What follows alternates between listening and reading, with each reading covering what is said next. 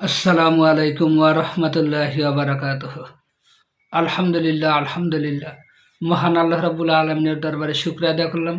সাল্লাল্লাহু আলাইহি ওয়াসাল্লাম সাল্লাল্লাহু আলাইহি ওয়াসাল্লাম রাসূলুল্লাহ সাল্লাল্লাহু আলাইহি ওয়াসাল্লামের শানে দরুদ পাঠ করলাম। আজকের বিষয় হচ্ছে পীর মুফতি গিয়াসউদ্দিন তাহির হুজুরকে বিএনপি কর্তৃক বাধা দেওয়ার কারণ। আমরা জানি যে তাহির হুজুর হবিগঞ্জ ৪ আসন, চুনারুঘাট মাধবপুর নির্বাচনী এলাকা, হবিগঞ্জ ৪ আসন থেকে মোমবাতি মার্কায় নির্বাচন করতেছে।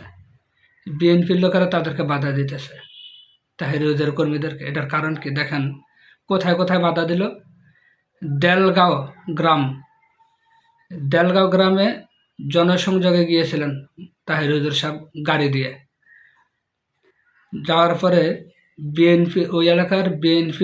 ওই এলাকার ইউনিয়ন পরিষদের বিএনপির সহসভাপতি নুরুল হক মেম্বার বাধা দিছে এবং তোফাজ্জল নামে একজন কর্মীকে আহত করছে, মার দিছে আর কি। এরপরে আবার দেখেন ওবাহাটা ইউনিয়ন বড়কোটা বাজারে দুইজন ছেলে অর্থাৎ তাহির হুজুরের কর্মী দুইজনে মাইকিং করতে গিয়েছিল নির্বাচনী প্রচারণার জন্য।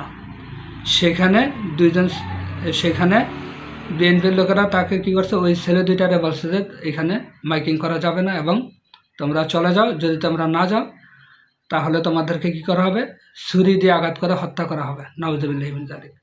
হত্যার হুমকি দিছে এবং বিভিন্ন জায়গায় বাধা দিতেছে। এটার কারণ কি? কারণ হচ্ছে ইসলাম বিরোধী শক্তি বিএনপি যখন দেখলো তাহির হুজুরের মোমবাতি মার্কায় বিপুল ভোটে বিজয়ী হওয়ার সম্ভাবনা দেখা যাচ্ছে এবং এই কারণে বিএনপির ভোট কমে যাচ্ছে, তখনই বাধা দিতে শুরু করছে। ইসলাম বিরোধীরা যখনই কাউকে নিজেদের বিজয়ের জন্য হুমকি মনে করে, তখনই এভাবে হামলা মামলা সহ খুন করার জন্য চেষ্টা করে। এই জন্য দেখা যায় বিএনপি, আওয়ামী লীগ, জামায়াতে ইসলামকে নিজেদের জন্য ক্ষমতায় যাওয়ার প্রতিবন্ধকতা হিসেবে মনে করত, যে আমরা ক্ষমতায় যাইতে জামাত কি বাধাগ্রস্ত করে। জামাত যখন বিএনপির সাথে মিলিত হয় তখন বিএনপি ক্ষমতা যায়, আওয়ামী লীগের সাথে মিলিত হলে আওয়ামী লীগ ক্ষমতা যায়, অর্থাৎ প্রভাব বিস্তার করতে পারে।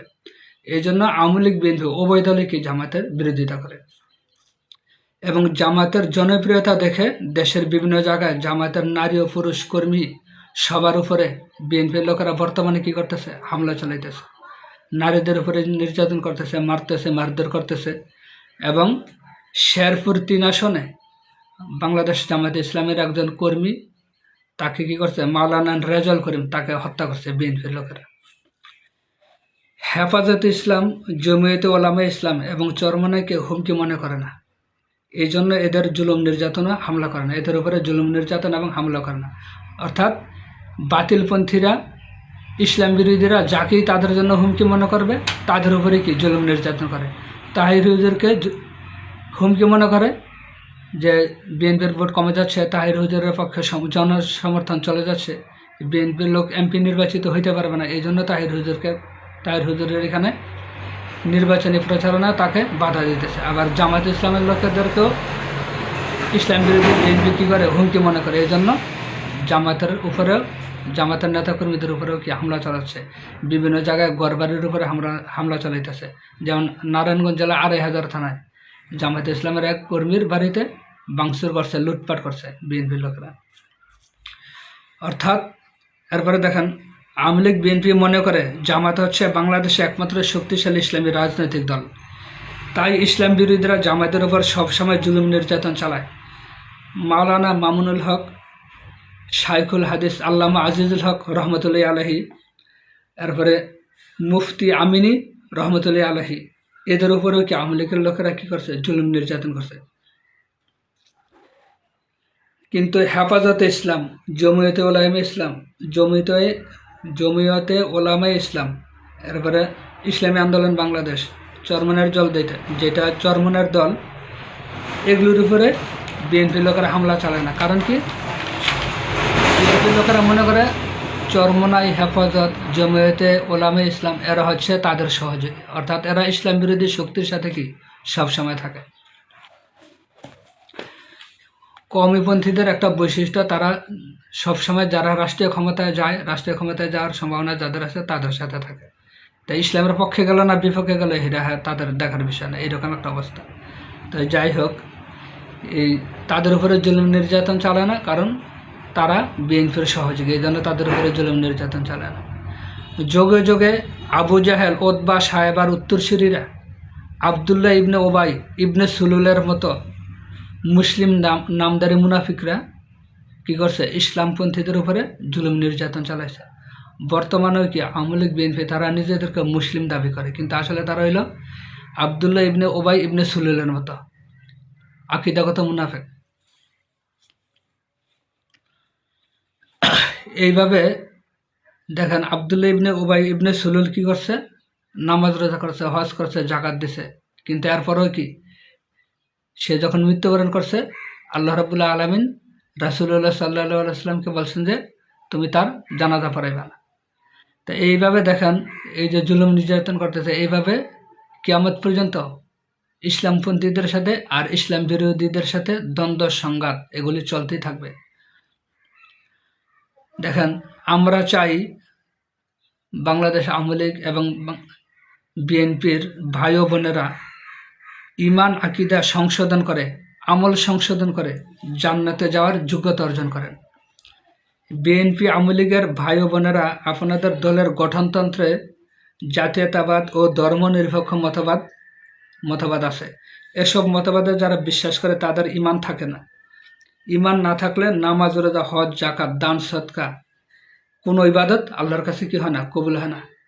যেমন আবদুল্লাহ ইবনে ওবাই ইবনে সুলুল, সেও কি নামাজ পড়ছে, রোজা থাকছে, হজ করছে, জাকাত দিছে, সব কিছু করছে, কিন্তু সে ইসলামের বিরোধিতা করছে, রাসূলুল্লাহ সাল্লাল্লাহু আলাইহি ওয়াসাল্লামের বিরোধিতা করছে। কিছু মানছে আর কিছু মানে নেই, আন্তরিকতার সাথে ইসলামকে সে গ্রহণ করে নাই। এই জন্য সে যখন মৃত্যুবরণ করছে, তখন আল্লাহ রাব্বুল আলামিন তার সম্পর্কে বলছে যে হে আমার রাসূল, আপনি তার জানাজা পড়াইবেন না। ভবিষ্যতে যদি এরকম মুনাজা, আল্লাহ রাসূল তার জানাজা পড়াইছে, কিন্তু পড়ানোর পরে আল্লাহ রাব্বুল আলামিন বলছেন যে হে আমার রাসূল, আপনি যদি তার জন্য 70 বার দোয়া করেন, তবু আমি এই মুনাফিককে ক্ষমা করব না, এবং ভবিষ্যতে এই ধরনের মুনাফিক আর জানাজা আপনি পড়াইবেন না।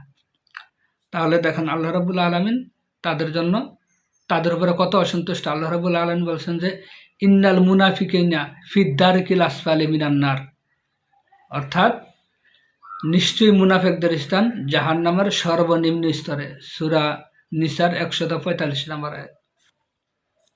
তো এই জন্য যারা নামাজ পড়ে, রোজা থাকে, হজ করে, জাকাত দেয়, কিন্তু ইসলামের বিরোধিতা করে, ইসলামের যে রাষ্ট্রীয় আইন আছে, সামাজিক আইন আছে, এগুলি বাধাগ্রস্ত করে, তারা মূলত আকীদাগত মুনাফিক। তারা কিছু মানে কিছু মানে না। তাহলে এদের নামাজ, রোজা, হজ, জাকাত কোনো কিছু কি কবুল হবে না।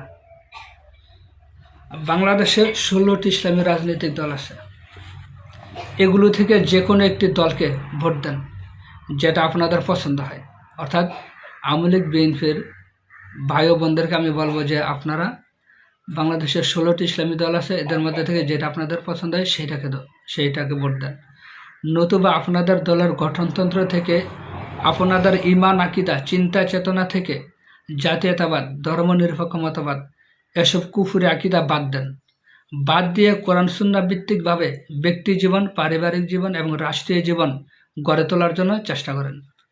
এবং ক্ষমতায় গেলে আল্লাহর আইন, চোরের হাত কাটা, ডাকাতের হাত পা কাটার বিধান, এসব ইসলামী শরীয় আইন রাষ্ট্রীয়ভাবে চালু করার জন্য সিদ্ধান্ত নেন, এবং আপনাদের গঠনতন্ত্রে এগুলো লেখান, লিপিবদ্ধ করেন, এবং গঠনতন্ত্র থেকে ইসলাম বিরোধী যা কিছু আছে সেগুলি বাদ দেন। এই আলোকে, অর্থাৎ ইসলামের আলোকে নিজেদের গঠনতন্ত্র সংশোধন করেন। চাঁদাবাজি, দখলদারি, দর্শন, খুন, ছিনতাই এগুলি থেকে বিরত হন। আপনারা যদি এগুলি করেন, তাহলে আপনাদের দলে কি আমরা যুক্ত হব ইনশাআল্লাহ। আপনাদের গঠনতন্ত্র থেকে, আপনাদের আমল আখলাক থেকে ইসলাম বিরোধী আকীদা, বিশ্বাস এগুলি ত্যাগ করলে এবং নিজেদের ব্যক্তি জীবনের আমল পরিবর্তন করলে লুটপাট, ঋণ খেলাপি এগুলি যদি আপনারা ত্যাগ করেন, তাহলে আপনাদের দলেও কি আমরা অংশগ্রহণ করতে পারি ইনশাল্লাহ।